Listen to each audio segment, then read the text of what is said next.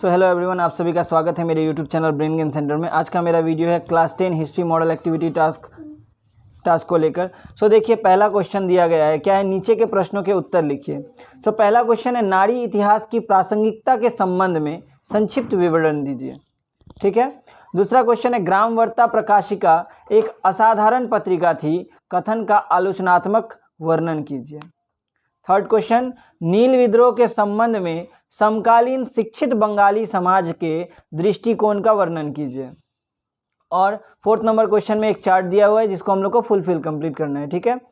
उसमें क्या है, स्कूल बुक सोसाइटी है, ब्रह्म समाज है और एकेडमिक एसोसिएशन है। आइए आंसर्स देखते हैं।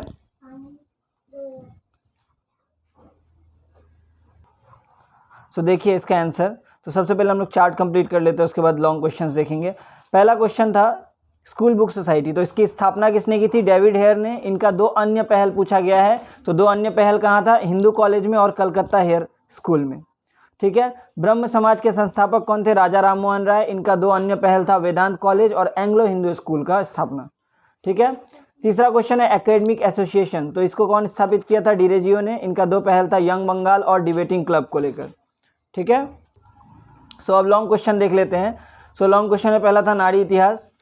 देखिए आंसर, विधाता की नायाब सृष्टि नारी का इतिहास, उनके अस्तित्व, संघर्ष, उपलब्धि एवं योगदान का इतिहास, प्राचीन काल से लेकर आधुनिक काल तक इनका इतिहास संघर्ष तथा योगदान से भरा पड़ा है। मध्यकाल में इनकी छवि धूमिल हुई, जिसके कारण उन्हें अपने अधिकारों से क्या होना पड़ा? वंचित। ठीक है। ये हम लोग इंट्रोडक्शन में लिखेंगे, भूमिका में। उसके बाद आंसर यहाँ से स्टार्ट होता है। 19वीं शताब्दी के उत्तरार्ध में महिलाओं की दशा सुधारने तथा उनके अंतर्राष्ट्रीय अधिकारों के मांग को लेकर एक आंदोलन आरंभ हुआ, जिसे फेमिनिस्ट मूवमेंट के नाम से जाना जाता है।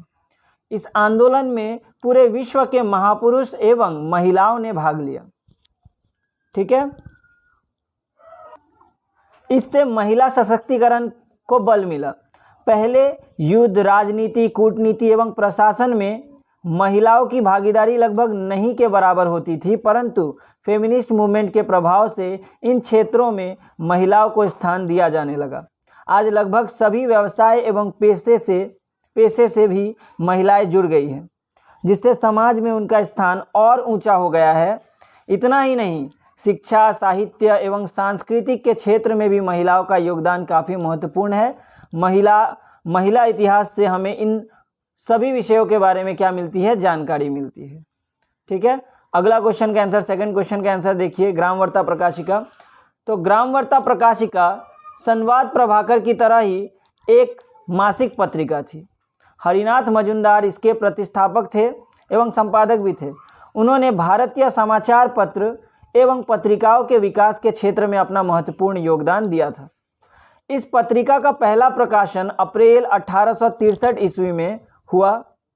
इस पत्रिका ने ग्रामीण परिस्थितियों का वर्णन अपने पत्रिका के माध्यम से किया। कृषकों के ऊपर जमींदारों एवं ब्रिटिश सरकार के अत्याचार को इस संवाद पत्र ने अपना मुख्य संवाद बनाया। इसके अलावा 19वीं शताब्दी के द्वितीयार्ध में बंगाली समाज में फैले हुए कुरीतियों एवं धार्मिक आडंबरों के ऊपर इसने कुठाराघात किया। बंगाल के अन्यतम शिक्षा रासद मुशर्रफ हुसैन ने अपने साहित्य जीवन की शुरुआत ग्राम वार्ता प्रकाशिका में एक संवाददाता के माध्यम से की थी। उन्होंने हरिनाथ मजूमदार उर्फ कंगल हरिनाथ के साथ मिलकर इस संवाद पत्र को ऊंचाई पर पहुंचाया। बाउल सम्राट लालन फकीर की मृत्यु के समाचार को सबसे पहले इस पत्रिका ने ही प्रकाशित किया। इसकी लोकप्रियता को देखते हुए ग्राम वार्ता प्रकाशिका को दैनिक समाचार पत्र का रूप दे दिया गया। ठीक है। अगला आंसर देखते हैं। अगला आंसर नील विद्रोह को लेकर था। देखिए, नील विद्रोह किसानों का पहला संगठित एवं एकबद्ध राजनीतिक आंदोलन था, जिसके सामने विदेशी सरकार को झुकना पड़ा। बंगाल के हिंदू तथा मुसलमान किसानों ने अपने सांप्रदायिकता की नीति को त्याग कर एक साथ शपथ ली कि नील की खेती नहीं करेंगे। नील विद्रोह ने भारत के बुद्धिजीवियों को भी आकृष्ट किया तथा शिक्षित वर्ग को ब्रिटिश शासन के विरुद्ध खड़े होने की प्रेरणा दी। हिंदू पैट्रियट के संपादक हरीशचंद्र मुखर्जी ने अपने समाचार पत्र द्वारा आंदोलन का समर्थन किया। दीनबंधु मित्र ने नील